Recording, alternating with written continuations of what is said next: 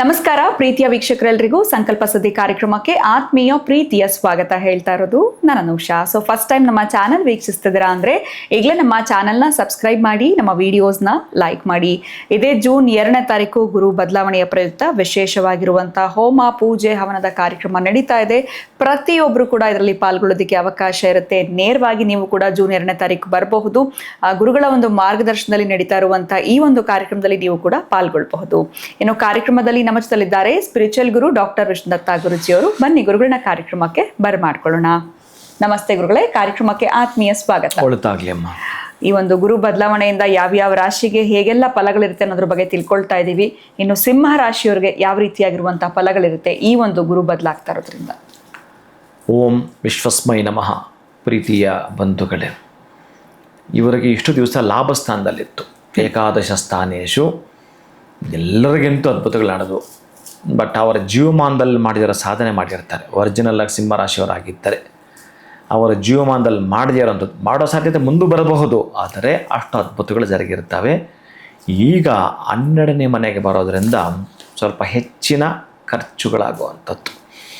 ಏನೋ ಮಾಡಿರ್ತೀರಿ, ಬಟ್ ಆ ಹೆಸರನ್ನು ಹಾಗೇ ಉಳಿಸ್ಕೊಂಡು ಹೋಗೋದು ಒಂದಾದರೆ, ಮತ್ತೆ ಒಂದು ರೀತಿಯ ದಾನ ಧರ್ಮವನ್ನು ಮಾಡ್ಕೊಂಡು ಹೋಗುವಂಥದ್ದು. ಬಹಳಷ್ಟು ಗಳಿಸಿರ್ತೀರಿ, ಅದನ್ನು ಮತ್ತೆ ಉಳಿಸ್ಕೊಂಡು ಬೆಳೆಸ್ಕೊಂಡು ಹೋಗೋದ್ರ ಜೊತೆಗೆ ದಾನ ಧರ್ಮ ಕೂಡ ಮಾಡ್ಕೊಂಡು ಹೋಗಬೇಕಾಗತ್ತೆ. ಹಾಗೇ ಮುನ್ನಡೆಯಲು ಸಾಧ್ಯವಿಲ್ಲ. ನಾವು ಇನ್ನು ಸಣ್ಣದೊಂದು ಯಾವುದೋ ಒಂದು 100 ಕ್ಯಾಂಡಲ್ ಬಲ್ಪ್ ಹಾಕ್ತೀವಿ ಅಂತಂದರೆ ಅದಕ್ಕೆ ಎಷ್ಟು ಟ್ಯಾಕ್ಸ್ ಕಟ್ಕೊಂಡು ಹೋಗ್ತಾ ಇರ್ತೀವಿ ನಾವು. ಇನ್ನು ಸೂರ್ಯನಿಗೆ ಎಷ್ಟು ಕಟ್ಟಬೇಕು ನಾವು, ಗಾಳಿಗೆ ಎಷ್ಟು ಕಟ್ಟಬೇಕು ನಾವು, ಈ ಲೆಕ್ಕಾಚಾರದಲ್ಲಿ ಹೋಗ್ಬೇಕು.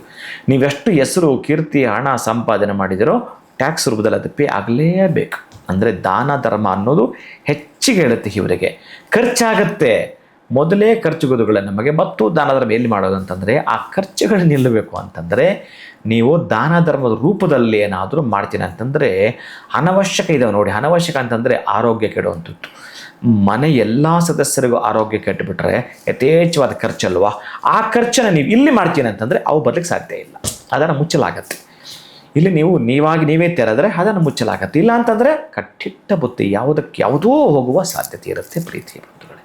ಅದಕ್ಕಾಗಿ ನಾನೇನು ಹೇಳ್ತೀನಿ ಅಂತಂದರೆ, ಈ ಒಂದು ಸಿಂಹ ರಾಶಿಯವರೆಗೆ ಒಂದು ಅಕ್ಷರ ಕೊಟ್ಟಿರ್ತೀನಿ ಪ್ರೀತಿ ಬಂಧುಗಳೇ. ಆ ಅಕ್ಷರವನ್ನು ನೀವೇನಾದರೂ ಸಾಧ್ಯ ಆದರೆ ಬೆಳ್ಳಿನಲ್ಲಾಗಿರಬಹುದು ಅಥವಾ ಬಂಗಾರದಲ್ಲಾಗಿರಬಹುದು ಬರೆದು ಬಿಟ್ಟು ಹಾಕ್ಕೊಳ್ತೀನಿ ಅಂತಂದರೆ, ಯಾರೋ ಸಿಂಹ ರಾಶಿಯವರು ಈ ಲೆಟ್ರನ್ನು, ಅಥವಾ ಬೆಳ್ಳಿನ ಆಗೋದಿಲ್ಲ ಗುರುಗಳೇ ನಮಗೆ ಬಂಗಾರವಾಗೋದಿಲ್ಲ ಅಂತಂದರೆ ನೀವು ಪ್ರತಿನಿತ್ಯ ಬರೆಯಲೇಬೇಕು. ಓಂ ಶ್ರೀ ಸ್ವಸ್ತಿಕ್ ಅನ್ನೋ ಆ ಒಂದು ಮೂರು ಸಿಂಬಲನ್ನು ಬರೀತೀರಿ. ಅದರ ಕೆಳಗಡೆ ಒಂದೇ ದಿನಕ್ಕೊಂದು ಸಲ ಬಿ ಅನ್ನೋ ಲೆಟ್ರ್ ಬರೀತೀರಿ. ಬಿ ಲೆಟ್ರ್ ಬರೀತೀರಿ. ಆ ಓಂ ಶ್ರೀ ಸ್ವಸ್ತಿಕ್ ಅದರ ಕೆಳಗಡೆ ಬಿ ಅನ್ನೋ ಲೆಟ್ರನ್ನ ನೋಡ್ತಾ ನಿಮ್ಮ ಆಸೆಗಳನ್ನು, ಅಂದರೆ ನಿಮ್ಮ ಕನಸುಗಳನ್ನು ನನಸು ಮಾಡಿಕೊಳ್ಳಲಿಕ್ಕೆ ಪ್ರಯತ್ನಶೀಲರಾಗಿ.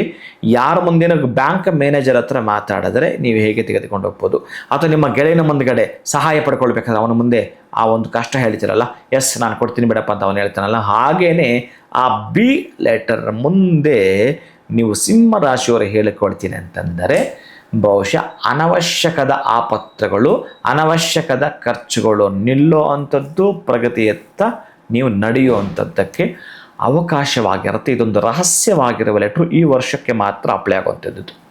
ಈ ವರ್ಷಕ್ಕೆ ಅಪ್ಲೈ ಆಗ್ತಕ್ಕಂಥ ಈ ಬಿ ಲೆಟ್ರನ್ನು ಸಿಂಹ ರಾಶಿಯವರು ಬಳಸ್ಕೊಳ್ತಾನಂತಂದರೆ ಭಗವಂತ ಓರೆ ನೋಟದಲ್ಲಿ ಇವರನ್ನು ನೋಡುತ್ತಾನಂತೆ, ಕಾಣುತ್ತಾನೆ. ಎಲ್ಲರೂ ನೋಡ್ತಾನೆ, ಆದರೆ ಸ್ವಲ್ಪ ಹೆಚ್ಚಿಗೆ ಇವರನ್ನು ಗಮನಿಸ್ತಾನಂತೆ. ಓಂ ಶ್ರೀ ಸ್ವಸ್ತಿಕ್ ನೀವು ಈ ಲೆಟ್ರಲ್ಲಿ ಏನಾದರೂ ಹಾಕ್ತೀನಿ ಅಂತಂದರೆ ಬೆಳ್ಳಿ ಬಂಗಾರದಲ್ಲಿ ಬಿ ಲೆಟ್ರ್ ಒಂದೇ ಸಾಕು. ಓಂ ಶ್ರೀ ಸ್ವಸ್ತಿಕ್ ಏನು ಬೇಕಾಗಿಲ್ಲ. ಪ್ರತಿನಿತ್ಯವೂ ಕೂಡ ಬರೆಯುವಂಥದ್ದು. ಈ ವರ್ಷ ಪೂರ್ತಿ ಬರಿತೀನಿ ಅಂತಂದರೆ ಒಂದು ಪವಾಡವನ್ನು ನೀವು ಕಾಣ್ತೀರಿ. ಜೊತೆಗೆ ನೀವು ಎಲ್ಲಾದರೂ ಕೂಡ ಯಜ್ಞಯಾಗಾದಿಗಳು ವ್ರತಗಳು ಮಾಡ್ತಾಯಿದ್ರೆ, ಏನಾದರೂ ಒಂದು ಸೇವೆಯನ್ನು ಒಪ್ಕೊಂಡು, ಅನ್ನದಾಸೋಹವನ್ನು ಒಪ್ಕೊಂಡು ಮಾಡ್ತೀನಿ ಅಂತಂದರೆ ಇನ್ನು ಅದಕ್ಕಿಂತಲೂ ಏನು ನಾನು ಹೇಳೋದೇ ಬೇಡ. ಅಥವಾ ಯಾರಾದರೂ ಮದುವೆಗೆ ನಿಮ್ಮನ್ನು ಸಹಾಯ ಕೇಳ್ತಾನೆ ಅಂತಂದರೆ, ನಮ್ಮ ಹತ್ರ ಏನೂ ಇಲ್ಲ ಅಂತ ಅಪ್ಪಿ ಬಾಯಿಲ್ಲ ಅಂದುಬಿಟ್ಟಿರಿ, ಆಮೇಲೆ ಇಲ್ದಂಗೆ ಆಗ್ಬಿಡುತ್ತೆ. ಶಕ್ತ್ಯಾನುಸಾರ ನಿಮಗೇನು ಮಾಡಬೇಕಂತ ಅವ್ರನ್ನೇ ಕೇಳಿ, ಅದರಲ್ಲಿ ತಕ್ಕ ಮಟ್ಟಿಗೆ ನಿಮಗೇನಾಗುತ್ತೆ ಅದನ್ನು ಮಾಡಿಕೊಡುವಂಥದ್ದು. ಅದರಲ್ಲೂ ಸುವರ್ಣ ದಾನವನ್ನು ತಾಳಿಗಿಳಿ ಕೊಡ್ತೀನಿ ಅಂತಂದರೆ ಬಹುಶಃ ನಿಮ್ಮ ಬದುಕು ಇರೋ ತನಕ ಶಾಶ್ವತವಾಗಿರತಕ್ಕಂತಹ ಹಣವನ್ನು ನೀವು ಪಡ್ಕೊಂಡೇ ತೀರ್ತೀರಿ.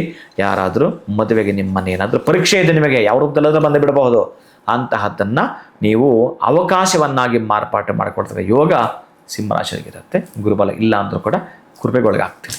ಸಿಂಹರಾಶಿಯವ್ರಿಗೇನೋ ಖರ್ಚು ಜಾಸ್ತಿ ಅನ್ನೋದ್ರ ಬಗ್ಗೆ ನಾವು ತಿಳ್ಕೊಂಡ್ವಿ, ದಾನ ಧರ್ಮದ ಮುಖಾಂತರ ಅವ್ರು ಮಾಡಿದ್ರೆ ಒಳ್ಳೇದು ಅಂತ. ಬಟ್ ಇವ್ರಿಗೆ ವಿಶೇಷವಾಗಿ ಓಂ ಶ್ರೀ ಸ್ವಸ್ತಿಕ್ಕು ಬಿ ಎಲ್ಲ ಹೇಳಿದಿರ. ಬೇರೆ ರಾಶಿಯವ್ರು ನಮ್ಗೆ ಯಾವುದು ಇಲ್ವಾ ಅಂತ ಯೋಚನೆ ಮಾಡ್ತಿರ್ತಾರೆ ಗುರುಗಳೇ.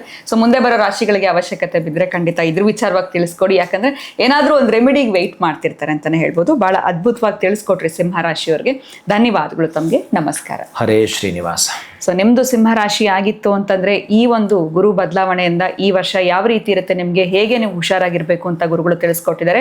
ಇನ್ನು ಜೂನ್ 2ನೇ ತಾರೀಕು ವಿಶೇಷವಾಗಿರುವಂಥ ಹೋಮದ ಕಾರ್ಯಕ್ರಮ ರಾಮನಗರದಲ್ಲಿ ನಡೀತಾ ಇದೆ.